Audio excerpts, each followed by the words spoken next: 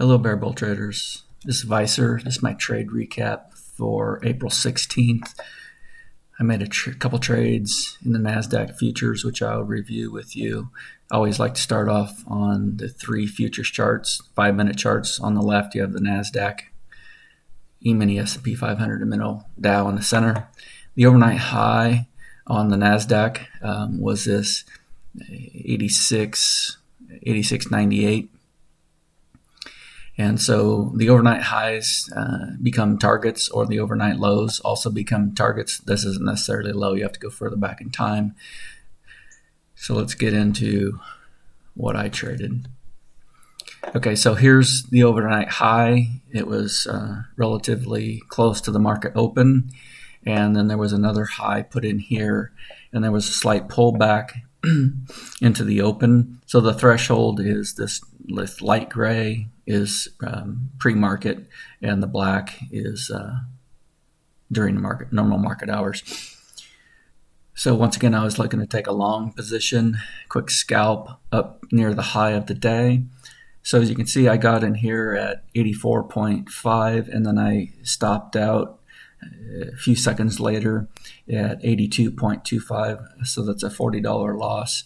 And then what you'll see is the moving averages got into full alignment. So the green is the 200 period moving average. The purple is the 50 period moving average. Bronze is 20 period moving average.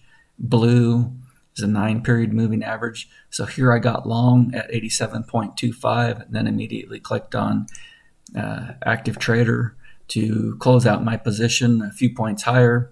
And that's exactly what happened. I didn't hold out for the high. I just ended up closing my position.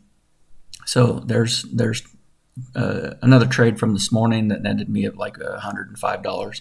So the first trade was about a $40 loss, and then this was about $100, $100-something winner here. It was a $140 winner. So that's my P&L for today on this particular account.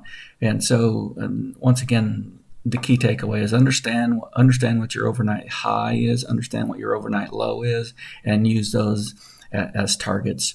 And then, I'm not the greatest at entries. People like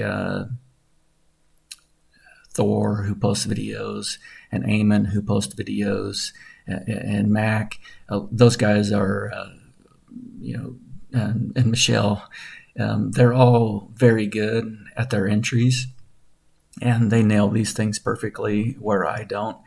I have to get in on a position and understand what my target is going to be, and that gives me confidence in taking the trade.